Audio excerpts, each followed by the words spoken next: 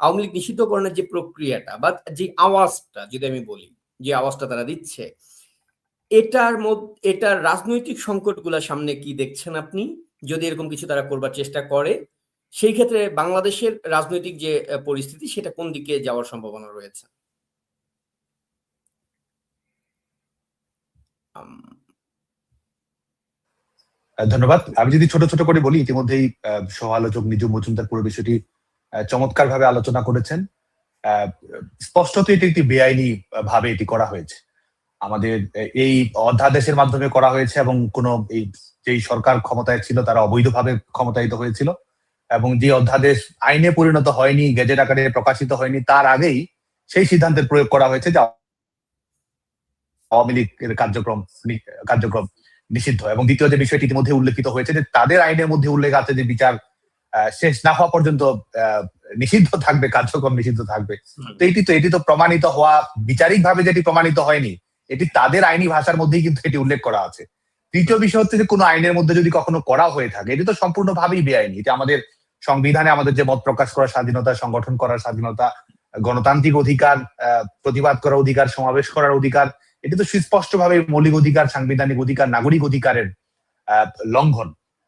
এবং এই বঙ্গবন্ধুর হত্যাকারীদের যেভাবে দায় মুক্তি দেওয়া হয়েছিল অধ্যাদেশের মধ্য দিয়ে, সেটিকে পরবর্তীতে ভাবে আইনগতভাবে এবং রাজনৈতিকভাবে যারা সেটিকে বাস্তবায়ন করেছিল সেই বিএনপি, এবং তারা আজকে একই কাজ করছে।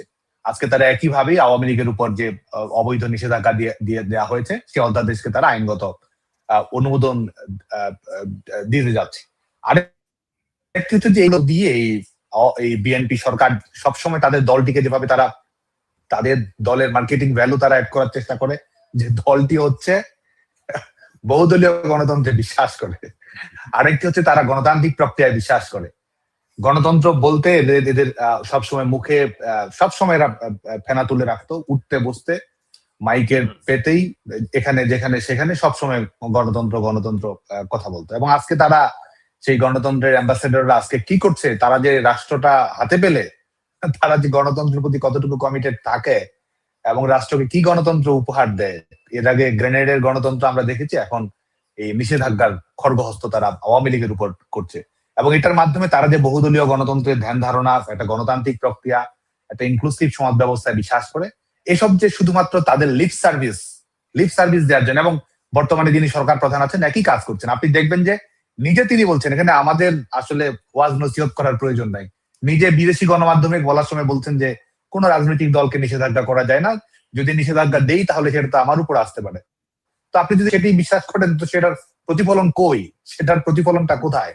আবার তারা দেখুন যে তারা কখন কি বলছে। এরা যখন নিষেধাজ্ঞা দেয়া হলো তখন নিষেধাজ্ঞা দেওয়ার আগে তারা তাদের বক্তৃতা বিবৃতিতে, আপনার মনে আছে, তারা বলছিল যে তারা নির্বাহী আদেশে তারা নিষেধাজ্ঞায় বিশ্বাস করে না, বিচারিক প্রক্রিয়া নিষেধাজ্ঞা দেওয়া হলে হতে পারে। এখানকার বর্তমানে এলজিআরডি মিনিস্টার, মহাসচিব বিএনপি, তিনি এই ধরনের দিলেন। আবার যখন নিষেধাজ্ঞাটা দেওয়া হলো তখন তিনি কৃতিত্ব দাবি করছেন যে চিঠিটা তারাই দিয়েছেন, কৃতিত্বটা তার।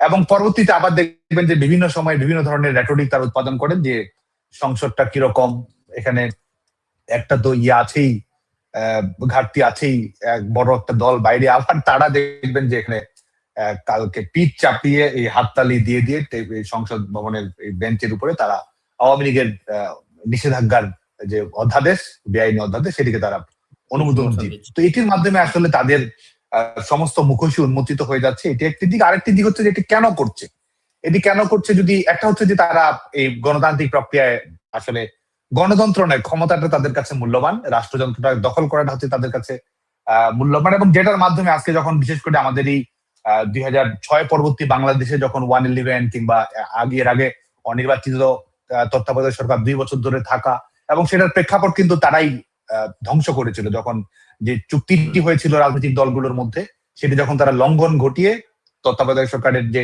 সুনির্দিষ্ট বিধান ছিল বিচারপতিদের বয়সসীমা বাড়িয়ে তারা 1,10,00,000 ভুয়া ভোটার বানিয়ে তারা যে গণতন্ত্রকে নস্যাৎ করতে চেয়েছিল, এবং সেটার পরিণতিতেই তো 111। আজকে আবার 111 এর ঘটিয়েছে তারা, আজকে আবার 111 ঘটানোর জন্য বিভিন্ন জনকে তারা আবার ধরছে।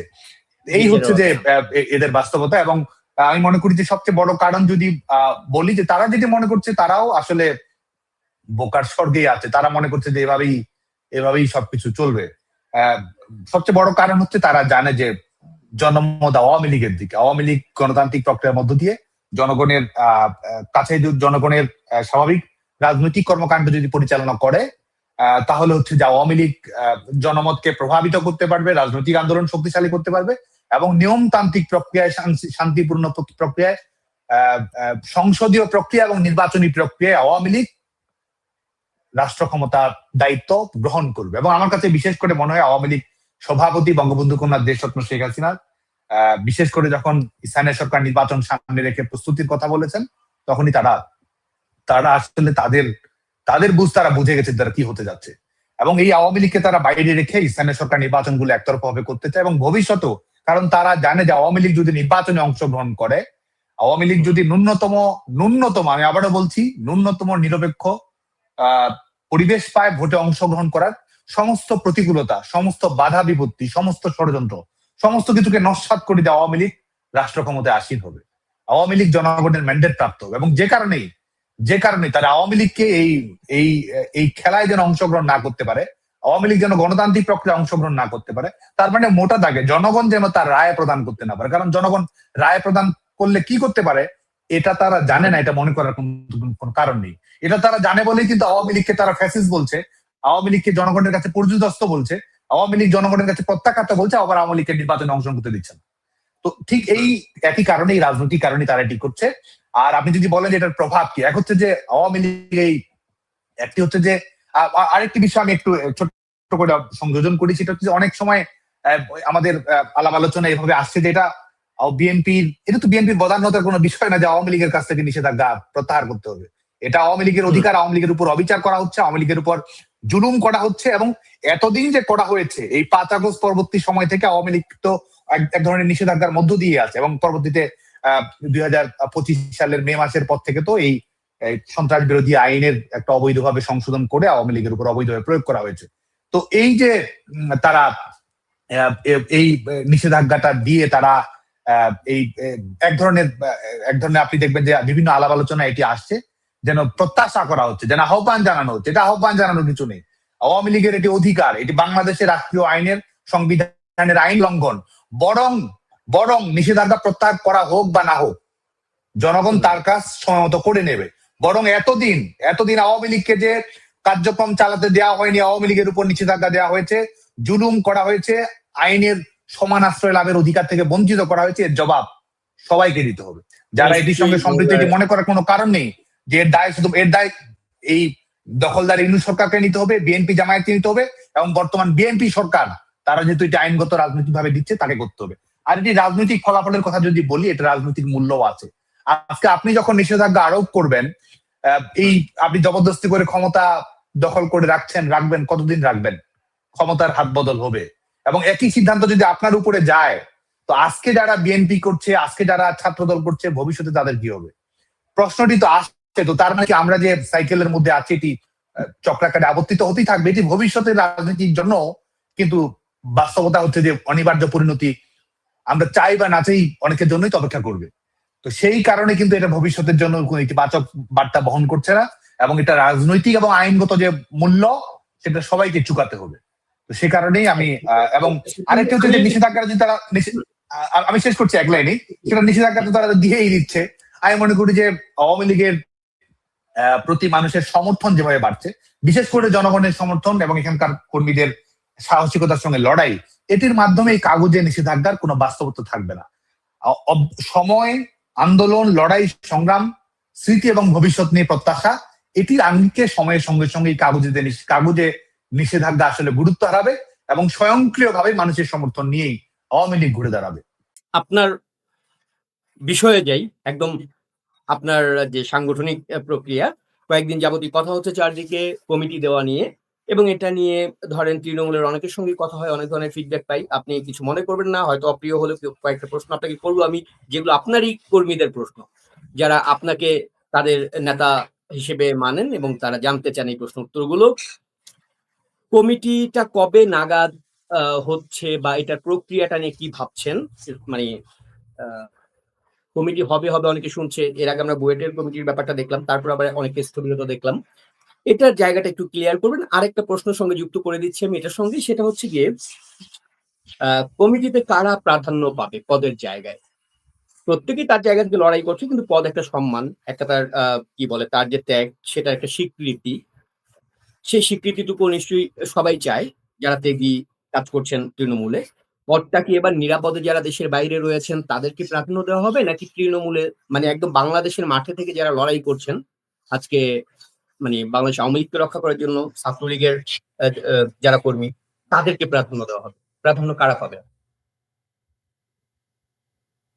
ধন্যবাদ। আমি শুধু আগের প্রসঙ্গ ধরে এটুকু বলি যে সর্বশেষ জাতীয় নির্বাচনে একটা প্রহসন, একটা ভুয়া ভোটের পূর্ব নির্ধারিত নির্বাচন, সেই নির্বাচনে জেতার জন্য আপনি দেখবেন যে প্রত্যেকটা সংসদীয় আসনের প্রত্যেক প্রার্থী আওয়ামী লীগের ভোটারদের কাছে গেছে, আওয়ামী লীগের নিষেধাজ্ঞার বিষয়টা ব্যক্তিগতভাবে সমর্থন করে না, সেটি তারা বলেছে। এবং তিনি আইনমন্ত্রীও হয়েছেন এখন।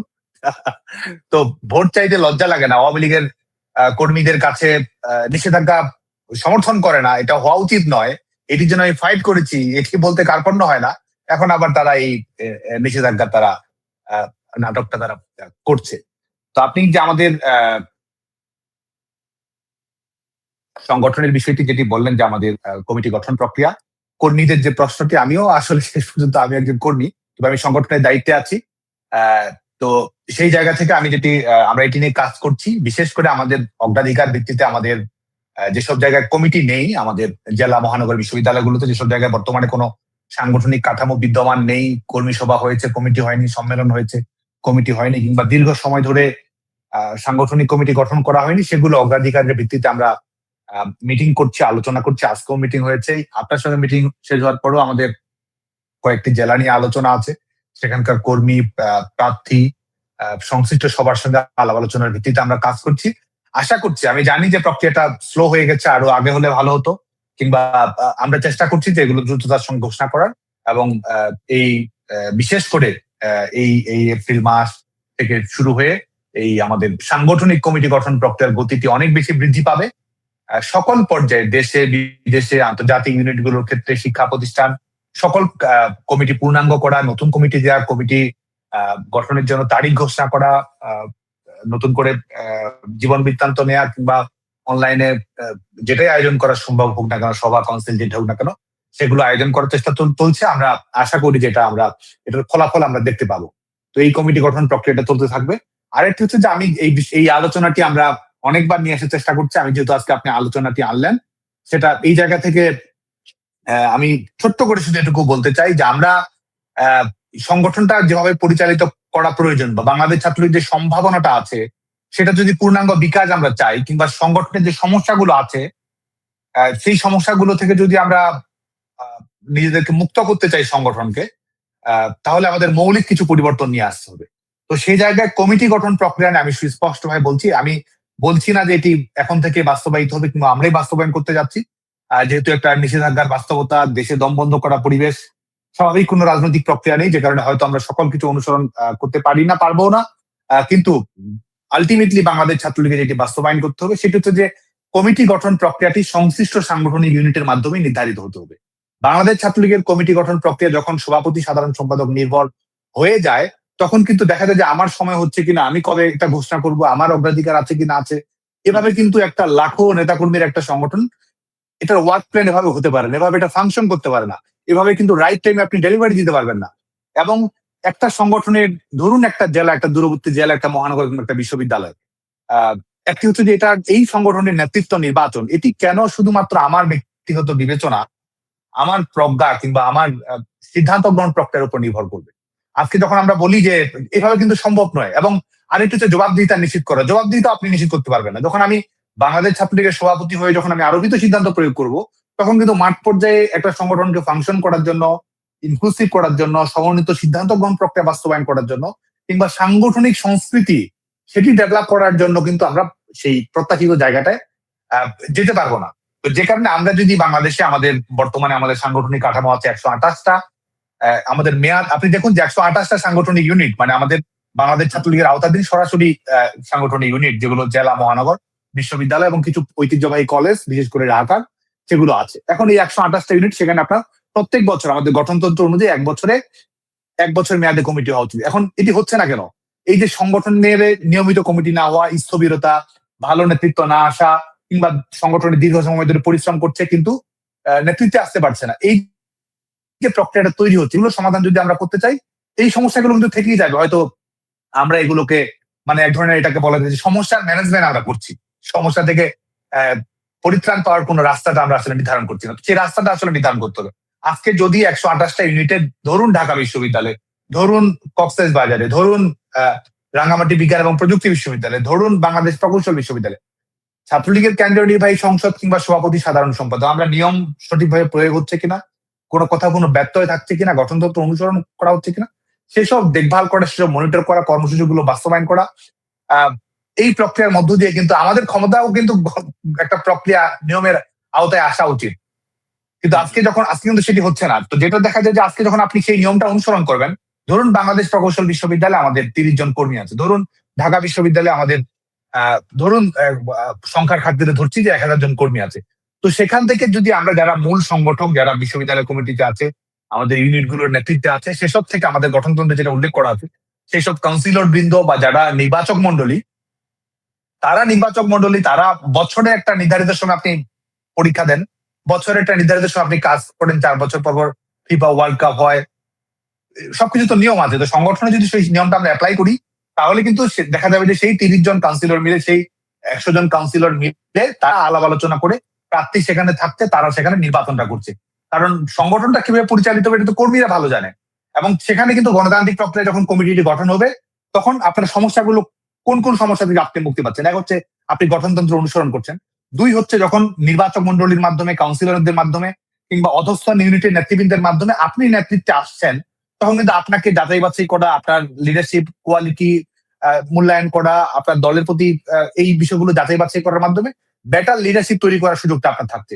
তৃতীয় বিষয় হচ্ছে যে আপনি এক ধরনের রেসপন্সিবিলিটি তৈরি করতে পারছেন। আজকে আমি যখন নেতৃত্ব নির্বাচন করে দিই, তখন কিন্তু তার যে অনুগত কর্মী, অধস্তন কর্মী, ইউনিটের নেতৃবৃন্দ আছে, তাদের প্রতি তার কোনো ধরনের রেসপন্সিবিলিটি সেভাবে তৈরি হয় না। এবং এই 128 ইউনিটে আমি কবে কাউন্সিল দিব, আমি কবে না দিব, আমার ইচ্ছা অনিচ্ছা কবে হবে, সময় পাবো, বাস্তবতা হচ্ছে এটা, এভাবেই রাজনীতিটা যেভাবে ফাংশন করছে, এভাবে যদি ফাংশন না করতো, তাহলে কিন্তু স্বয়ংক্রিয়ভাবেই ঢাকা বাংলাদেশের সকল সাংগঠনিক ইউনিটে অটোমেটিক্যালি, আজকে আমার কাজ এটি নয়, আমার কাজ হচ্ছে তদারকি করা, আমার কাজ হচ্ছে যে প্রক্রিয়াটা অনুসরণ করছে কিনা, মতামতের প্রতিফলন করছে কিনা, গণতান্ত্রিক প্রক্রিয়া হচ্ছে কিনা। এবং আমরা যে আজকে যে সমস্যাগুলো আসে, এক বাণিজ্যের বিষয় আসে, অনুপ্রবেশের বিষয় আসে, বয়সের বিষয় আসে, একাডেমিক কোয়ালিফিকেশনের বিষয় আসে, রাজনীতি করেনি এই বিষয় আছে, আরো ভালো নেতৃত্ব ছিল এই বিষয়গুলো আছে, তৃণমূলের মতামতের প্রতিনিধিত্ব ঘটেনি, এই সমস্যাগুলো আছে। তো এই সমস্যাগুলোর সমাধান যদি আমরা করতে চাই, তাহলে আলটিমেটলি এটা করতে হবে। তো আমি মনে করি যে সেটা একটা লম্বা জার্নি, কারণ রাজনীতিতে সমস্যা অনেকগুলো থাকে, প্রায়োরিটির মাধ্যমে আপনাকে কাজ করতে হয়। তো আমাদেরকে সেইটা আলটিমেটলি যেতে হবে। এটা আমি এই কারণে আলোচনা করছি, যাতে করে আমাদের ভবিষ্যৎ সম্পর্কে একটা সুস্পষ্ট ধারণা থাকে। আর বর্তমানে আমাদেরকে তো অবশ্যই এক ধরনের ব্যতিক্রমী পরিস্থিতির মধ্যে আছি। ব্যতিক্রমী পরিস্থিতি, আমাদেরকে ব্যতিক্রমী সমস্যার সমাধান করতে হবে, কিংবা এই পরিস্থিতিতে সংগঠনকে ঐক্যবদ্ধ করা, সচল করা, সক্রিয় করা, একটা একটা একটা এই পরিস্থিতির মধ্য থেকে নেতৃত্ব নিয়ে আসার জন্য আমাদের যা যা করা প্রয়োজন, যতটুকু সম্ভব সঠিক প্রক্রিয়া আমরা করার চেষ্টা করব। আরেকটি হচ্ছে যে আপনি যেটি বললেন যে আমাদের প্রায়োরিটি কারা পাবে নেতৃত্ব নির্বাচন যেটি হবে দেশে বিদেশে, অবশ্যই তো আমাদের নেতৃত্ব, আমরা একটা বাস্তবতার কারণে আজকে আমরা এক ধরনের নির্বাসনে আছি, কিন্তু অবশ্যই আমাদের বিভিন্ন ইউনিটের নেতৃত্ব নির্বাচন প্রক্রিয়া যারা মাঠে কাজ করছেন, সংশ্লিষ্ট ইউনিটে অবস্থান করছেন, দেশে অবস্থান করছেন, এর বাইরে ব্যর্থ হওয়ার কোনো সুযোগ নাই। তাদের মধ্য থেকেই নেতৃত্ব নির্বাচিত হবে, তারাই মূলত দায়িত্ব পাবে। আরেকটি হচ্ছে আমি আরেকটি বিষয় সবসময় বলি যে সংগঠনটা আমরা কেন করি। আজকে কি আমি ছাত্রলীগের সভাপতি হওয়ার জন্য সংগঠন করেছি, বা আমি কি এটা হবো জেনে আমি সংগঠনটা সভাপতি করছি, এটি তো নয়।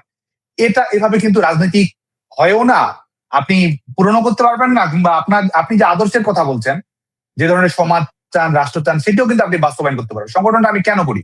প্রথমত আমি সংগঠন করি যে বাংলাদেশ ছাত্রলীগের যে রাজনৈতিক মূল্যবোধ আছে সেই ধরনের, কারণ আমি সমাজের প্রতি, দেশের প্রতি, রাষ্ট্রের প্রতি একটা রেসপন্সিবিলিটি ফিল করি। আমি দেশটাকে এভাবে দেখতে চাই, আমি জনগণের কল্যাণ করতে চাই, ছাত্রদের জন্য কাজ করতে চাই। সেই আদর্শ বাস্তবায়নের জন্য আমি সংগঠন করি। দ্বিতীয় বিষয়, আমি একটি কমিউনিটি তৈরি করতে চাই, সেটার জন্য আমি সংগঠন করি। তৃতীয় বিষয় হচ্ছে আমার পার্সোনাল ডেভেলপমেন্টের জন্য আমি সংগঠনটা করি, যে আমার লিডারশিপ স্কিল গুলো ডেভেলপ হবে, আমি সাংগঠনিক ভাবে কাজ করতে পারবো, সমস্যা মোকাবেলা করতে পারবো, বিভিন্ন ধরনের কমিউনিটি সার্ভিস গুলো করতে পারবো, বিভিন্ন ধরনের নেতৃত্বের যে গুণাবলী গুলো আছে সেগুলো অর্জন করতে পারবো, আমার ব্যক্তিত্বের উৎকর্ষতা বৃদ্ধি পাবে, আমার যে সমস্যাগুলো আছে, সংকট আছে, লিমিটেশন আছে, এগুলো আমি করতে পারবো। আমি একজন বেটার লিডার হবো, আমি একজন বেটার মানুষ হবো। আমি সংগঠনটা কিন্তু এই করি, একটা হচ্ছে দেশের প্রতি, আর একটা হচ্ছে আমি নিজেকে এভাবে দেখতে চাই এটার মাধ্যমে। এবং একই সঙ্গে আমরা যেহেতু একটা ছাত্র সংগঠন, আমি শিক্ষা ব্যবস্থা ছাত্রদের নিয়ে এই যে অ্যাক্টিভিজম গুলো করতে চাই, তাদের স্কিল করতে চাই, আমাদের বিশ্বের শিক্ষা মানচিত্রে বাংলাদেশের শিক্ষা প্রতিষ্ঠানগুলো জায়গা করে নিয়ে সেটি নিশ্চিত করতে চাই। আমাদের ছাত্রদের এমপ্লয়াবিলিটি তৈরি হোক এবং পরবর্তীতে এমপ্লয়মেন্ট হোক সেটি নিশ্চিত করতে চাই। স্টুডেন্টদের সমস্যাগুলো তৈরি করতে চাই, তাদের হয়ে ডেমোক্রেসি নিয়ে অ্যাডভোকেসি করতে চাই, হিউম্যান রাইটস নিয়ে অ্যাডভোকেসি করতে চাই, ছাত্র অধিকার নিয়ে অ্যাডভোকেসি। এই জন্যই তো আমরা সংগঠনগুলো করি। তা আমরা মনে করি যে আমাদের ফোকাসটা আসলে সেদিকে নিয়ে যাওয়া উচিত। এবং আমি সুস্পষ্ট করে এটি বলি যে পদ পদবি আপনার রাজনৈতিক জীবনের ভবিষ্যতের গ্যারান্টি দিবে না। এটি মনে করার কোনো কারণ নেই যে আমি ছাত্রলীগের সভাপতি, এটি কারণ আমি অটো প্রমোশন পেয়ে পেয়ে আমি নেতৃত্বে চলে যাব।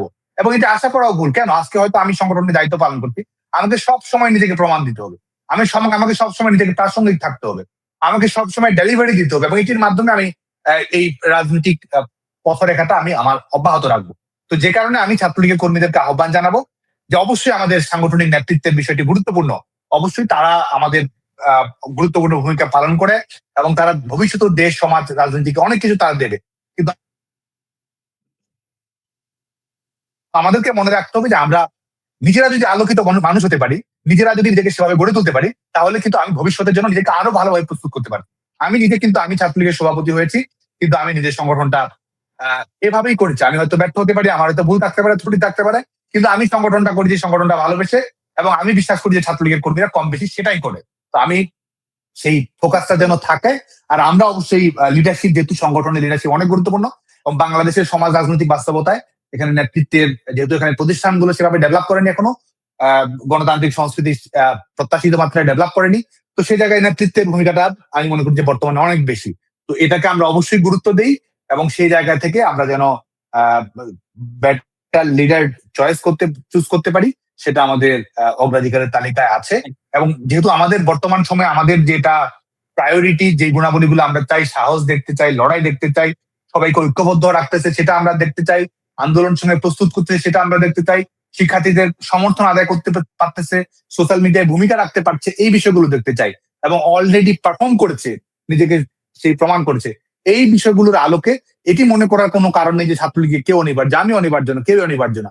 ছাত্রলীগের বিকল্প নেতৃত্ব সবসময় আছে, এবং এটির মধ্য থেকে যেটা তুলনামূলক বেটার সিদ্ধান্ত নেওয়া সম্ভব হয়, আমরা সেটি নেওয়ার চেষ্টা করব। এবং আমি এটি সুস্পষ্ট হয়ে বলতে পারি যে ছাত্রলীগের সাংগঠনিক কমিটি গঠন প্রক্রিয়া সকল পর্যায়ে দ্রুততার সঙ্গে ঘোষিত হবে, ত্বরান্বিত, এবং সবাই এটা প্রকাশও দেখতে পাবে।